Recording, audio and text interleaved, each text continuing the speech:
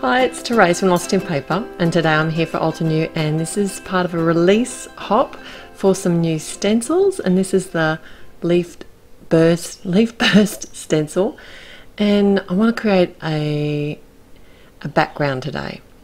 But this is actually, I just want to first say, this is actually a hop that releases, as well as stencils, there are also some more ink sprays, which are awesome, and some new washi tapes as well, and they're really unique. And I've got a card over at my blog that I actually have made using some of the washi tapes, so it's amazing. Like, I just can't get over how awesome they are because they're so anyway, head over and you'll see. Alright, so I've got some Bristol Smooth cardstock here, and I'm using some Altenew inks to add the colour to my background. I was originally going to have a white background, and I'm still in two minds. I'm wondering if it would have been better had I stuck to my original plan, but when I was creating I changed my mind and decided that I wanted a pink background, but I just wanted a really pale pink, so I've used the pink diamond ink, and I'm really impressed with how these inks blend on the Bristol Smooth cardstock. They work a treat, and I'm just using the normal round blending sponge here and also a finger dauber, and both options worked really well. Although if you are doing a large area like the background, then I would recommend something bigger like the blending sponge. It would be a very long, tedious, drawn out process with the finger dauber, that's for sure. I decided to try and two-tone the leaf burst stencil, and I'm adding one of the bright pinks. So this one's called Pinkalicious, and it's a really pretty colour, and one of my all-time favourite colours from Altenew, which is the orange, and this is called Orange Cream. This is, out of all the oranges, this is my favourite. It's nice and bright and bold, and it always looks so pretty. So I decided to just take my time and come in. This isn't sped up, this is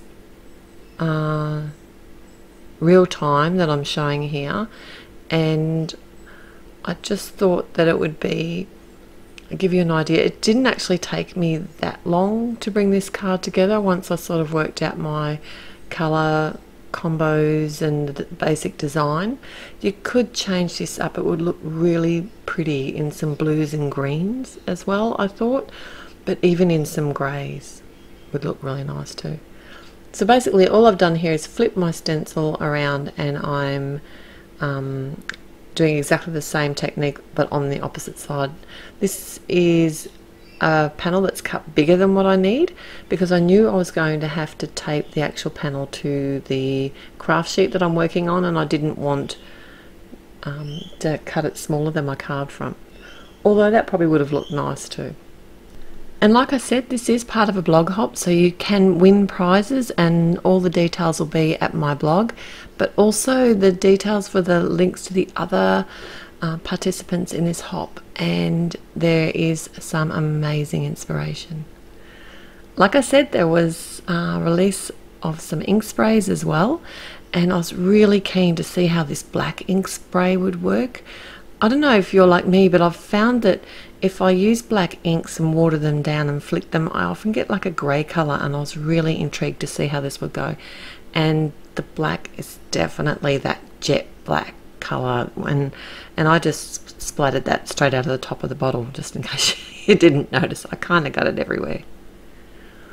My sentiment today I'm using from a couple of different sources. I decided to die cut the word you, Y-O-U, from it's the Brush Alpha die set, and I've done that in some black cardstock and just popping that up on some fun foam, and this fun foam has some tape on the back of it that it's cut as well.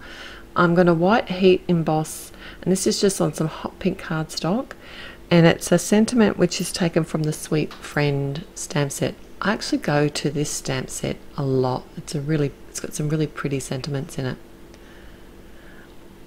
And just in case you hadn't noticed, I have actually cut my panel down to fit the front of my card now, and it's a top fold card, and I'm just going to attach the the front using some dry adhesive, and then peel off the backing for my sentiment U and adhere that right in the very center.